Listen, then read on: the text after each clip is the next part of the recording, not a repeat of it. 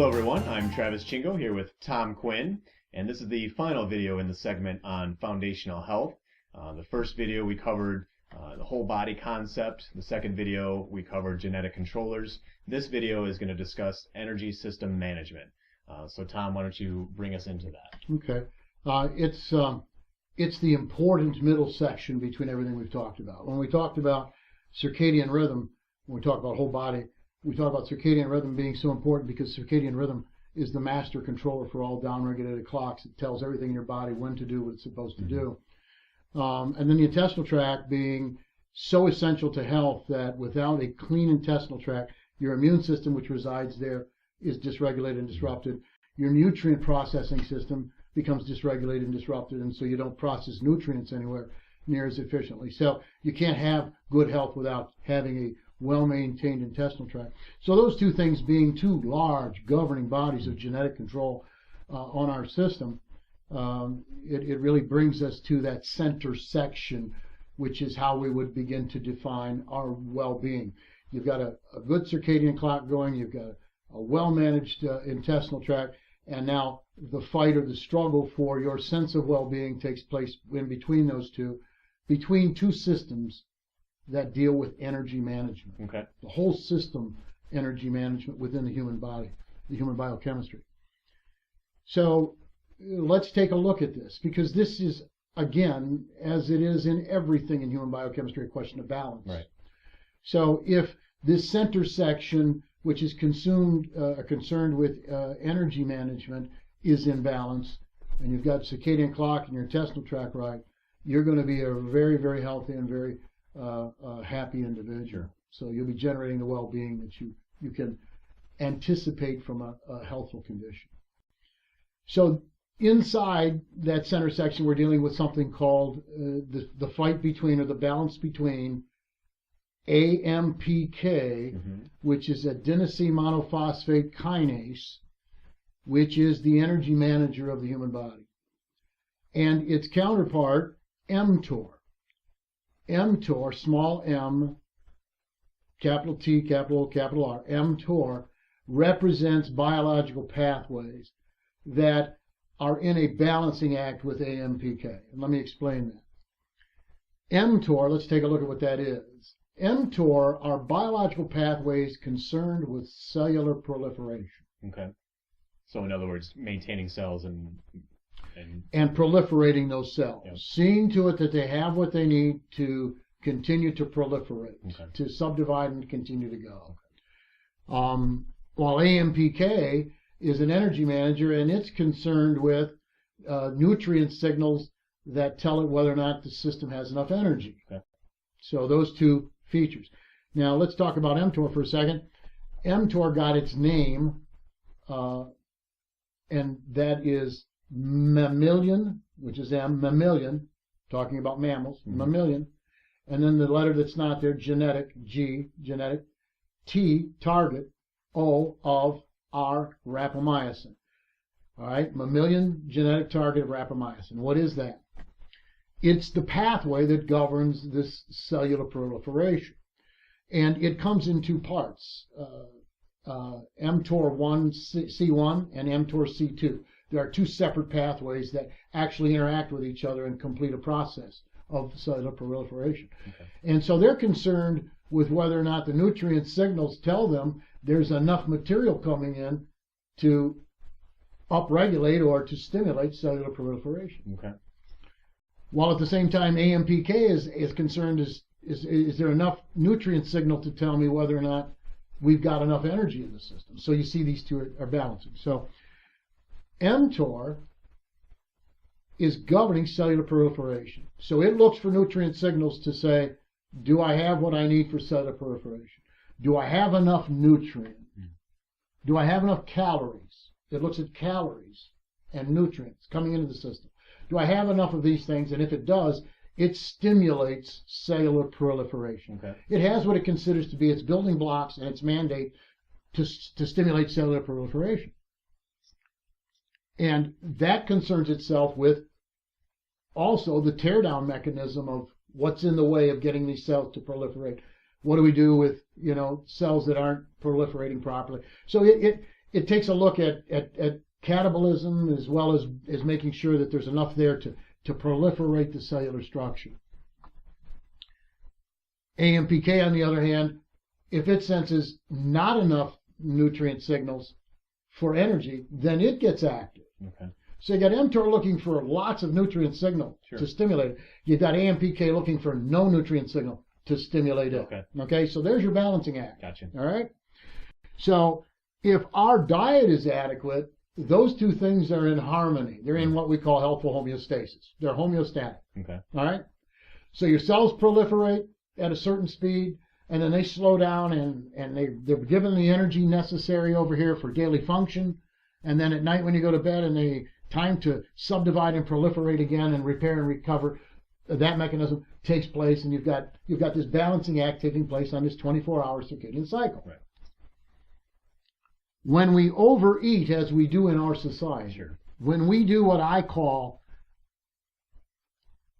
we're overfed and undernourished. Right. If you can imagine that as a balance. We take in too much food that isn't good for us and isn't substantial for the body. So we're overfed and undernourished. But that means we got a lot of calories coming in. Yeah. So we see a lot of things coming into the system that boost the calorie intake and substitute for the nourishment we really need.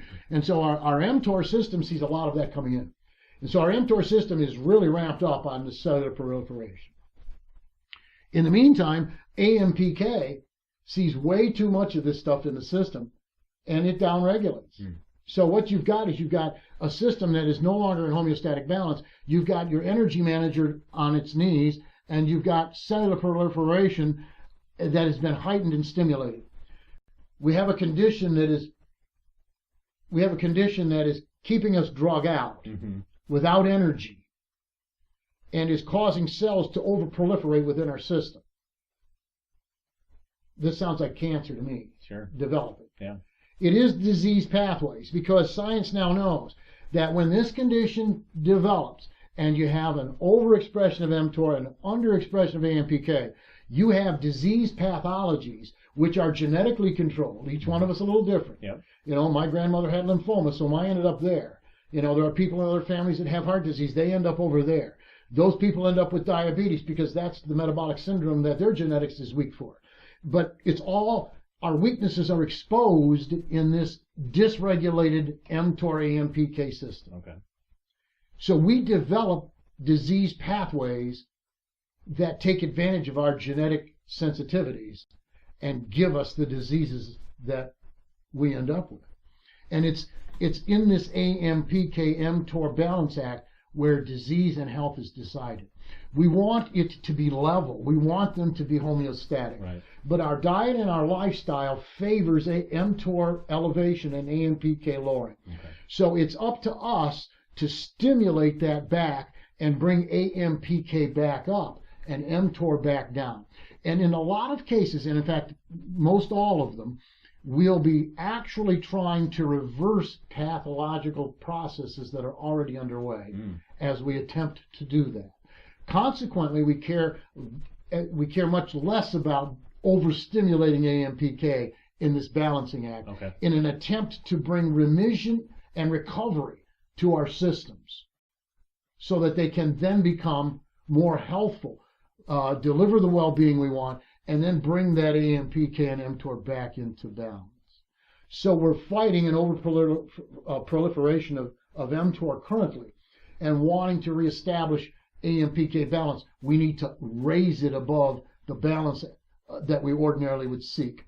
We need to raise it up so that our systems can begin recovery and repair processes and remission of disease pathological processes that were underway. Okay. Beginning to create diseases in us, we want to recover those processes back to health. Sure. So how do we stimulate AMPK to raise it up from where in our society now it's lower? That's a good question. And again, if we took a look at the opposite of what our society is doing, we would probably be looking at stimulating AMPK. AMPK, again, is stimulated by a lack of energy in the system, the things needed for energy. ATP, adenosine triphosphate, is our energy currency. In the mitochondria of our cells, ATP, adenosine triphosphate, which is unstable because it has 3 phosphate atoms tied in there, and they're very unstable. There's a lot of energy there. Gets into the mitochondria, and it takes one of those phosphate ions off, or maybe 2. So it either takes it from ATP, triphosphate, to ADP, DP, diphosphate, or AMP, monophosphate. So it either goes from 3 to 2 or 3 to 1. But what it's doing is it's creating energy. And that energy is the energy your cells use to live and deliver vitality and feeling of well-being to you as a person. So that's the important part. ATP being sent to the mitochondria. AMPK, adenosine monophosphate kinase, is the enzyme structure that says we don't have enough ATP. We got too much ADP and too much AMP. Okay, we've got not enough volatility to produce energy.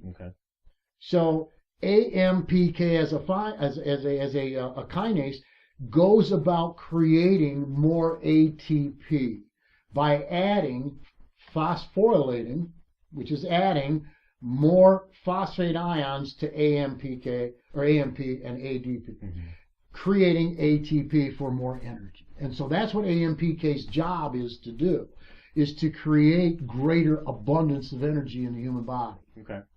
So how we stimulate that? Exercise is a key action. If I really go under heavy, intense exercise for a short period of time, my brain tells my body, I need more ATP. We've taken everything we've got and we've delivered it to the mitochondria so that this individual can accomplish what he's trying to accomplish. And we're exhausted from ATP. And so AMPK is sent into immediate action by the brain, and it begins resupplying ATP to the system. So it begins building a robust AMPK activity and structure within your system. So good solid exercise is a very strong stimulator. Also, not overeating. Let's get rid of sugar.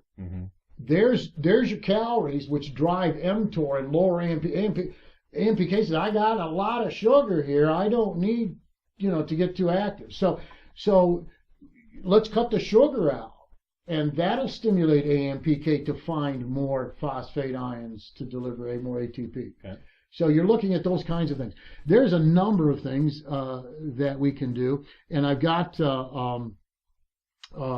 a digest of nutrients that actually have an influence on those systems. And this is part of the foundational health plan that you put together that is available on our website, healthwaysfoundation.org. Absolutely. And you can download it there. Absolutely.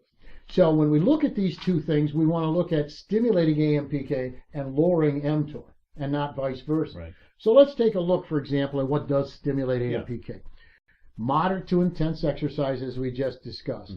Calorie restriction, as we just discussed.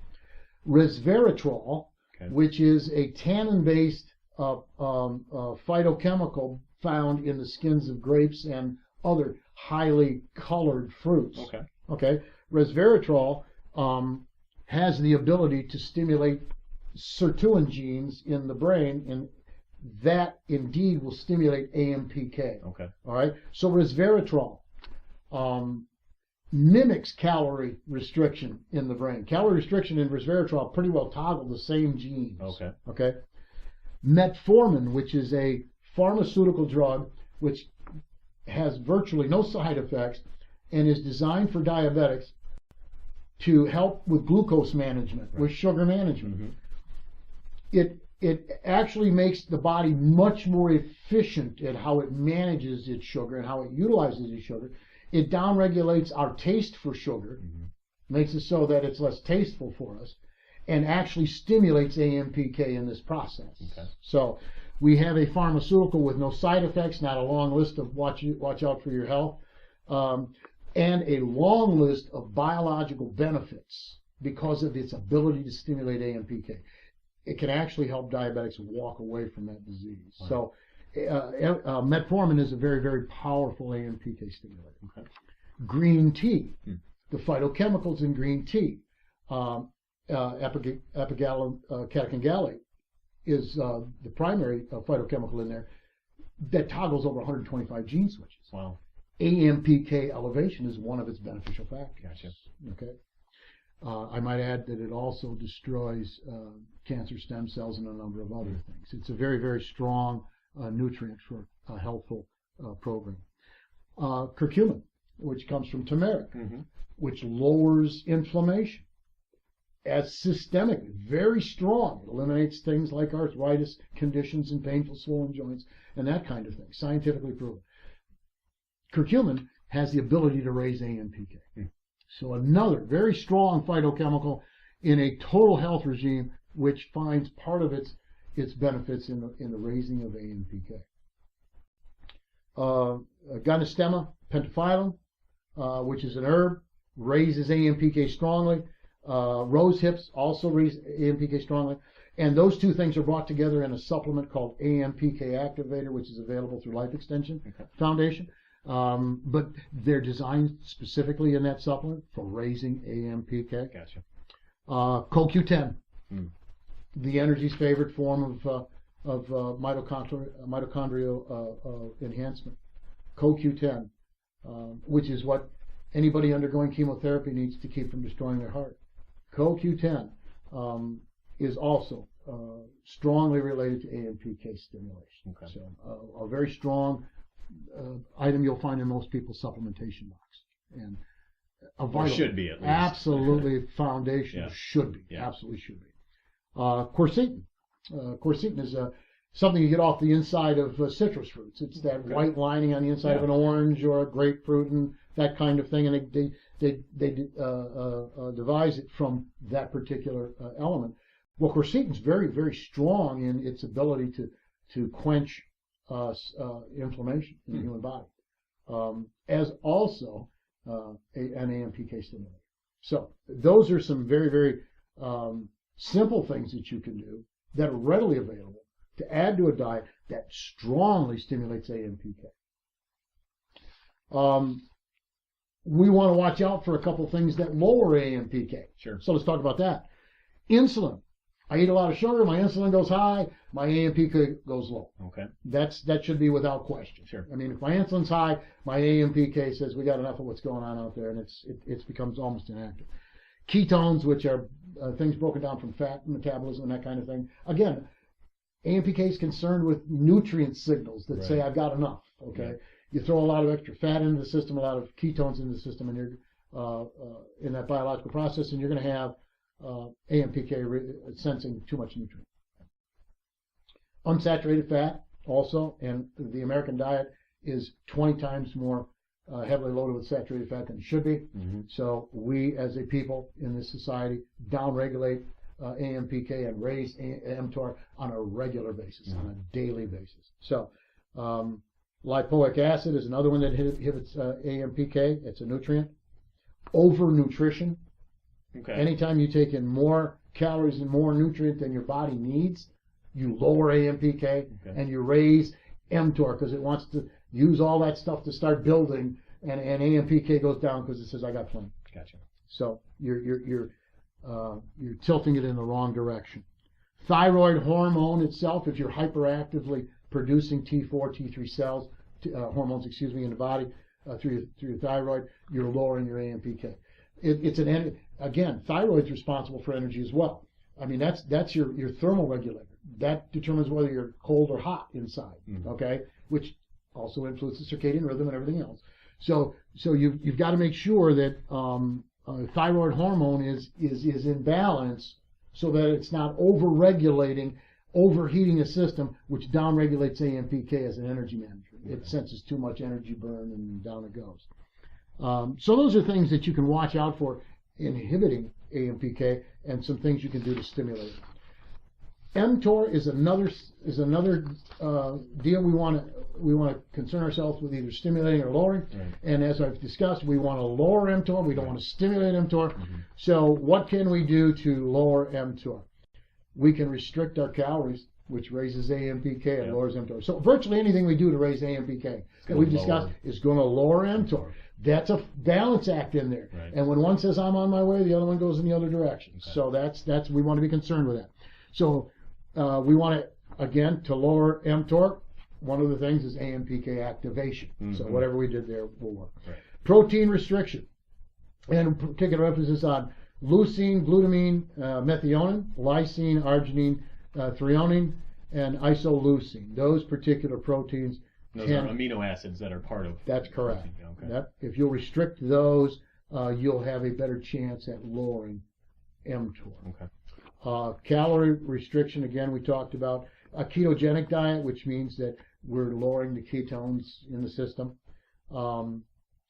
So if we inhibit liver and fat cells and activate brain, muscle, and heart tissues with intermittent calorie restriction, that process of intermittently lowering our calories, maybe take 1 day a week or 1 week out of a month where you really concentrate on lowering calorie restriction beyond normal, you tend to toggle a beneficial effect by doing that. The system tends to automatically reverse and go into the better direction. So if you're already maintaining a good balance and you want to toggle it even stronger, you can actually do a lot of calorie restriction during a particular month in a given routine cycle, which will have the beneficial effect of raising mTOR and lowering, or excuse me, raising AMPK and lowering mTOR. Anytime you lower cortisol or glucocorticoids, you're going to lower, inhibit your AMPK. Metformin lowers AMPK. N-acetylcysteine, which we haven't talked about, but is a nutrient in our program, which is in the fundamental program. N-acetylcysteine is a strong detoxifier of the liver. Okay. Okay. So it's going to lower mTOR because it's going to help detoxify liver. Liver enzymes are going to be more normal, and that's going to help put mTOR in a lower condition. Okay. So, aspirin is one thing that will. Cod liver oil will, because of the high omega-3. Extra virgin olive oil will lower mTOR. Again, green tea, as we talked about, the catechins in green tea.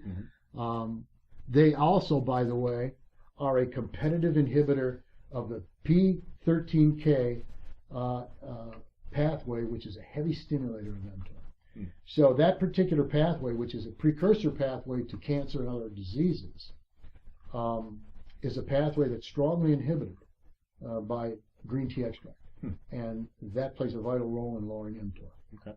Curcumin, as we discussed. Yep. Our lipoic acid,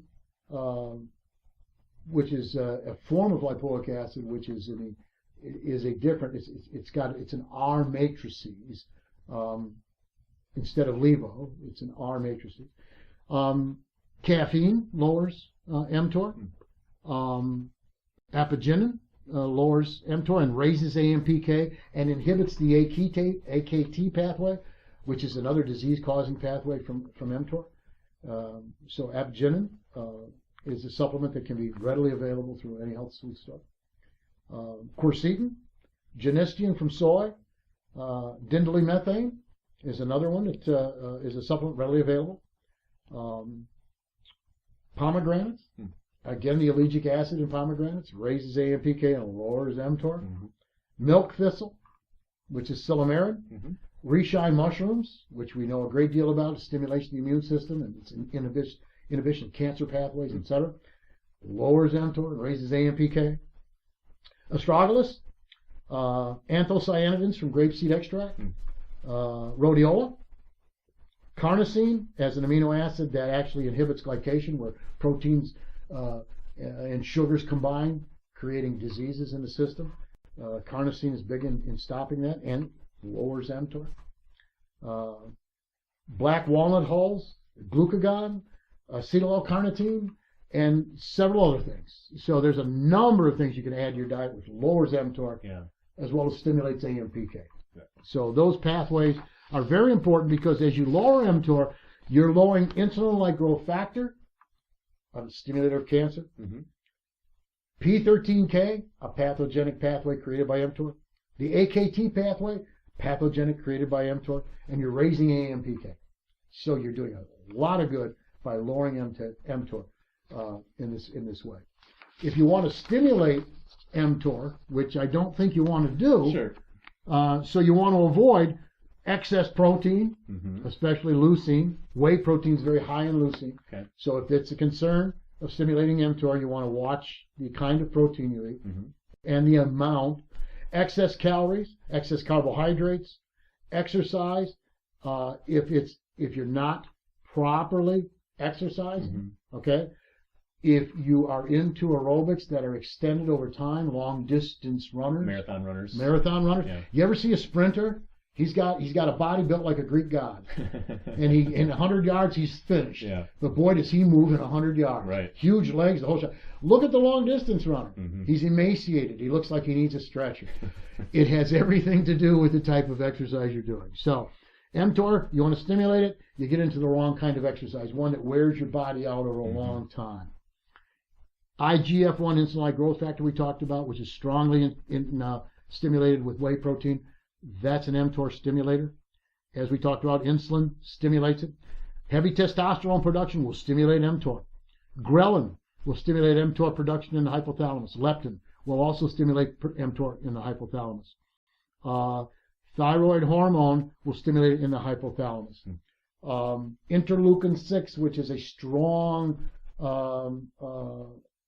inflammatory cytokine, a pro-inflammatory cytokine in the body, which causes a lot of trouble in inflammation of the cells and tissues. That will stimulate mTOR as well. So you want to see your blood work go down on interleukin-6, which, by the way, it will if you stimulate AMPK. Gotcha. Okay? So those are the things that you can do to help that middle fight that's taking place. If you've maintained a good circadian rhythm and a clean bowel condition, that fight is critical to your well-being. You want to lower mTOR, raise AMPK in an effort to get them balanced, but in the meantime, raise AMPK high enough to begin the remission and recovery process. Excellent.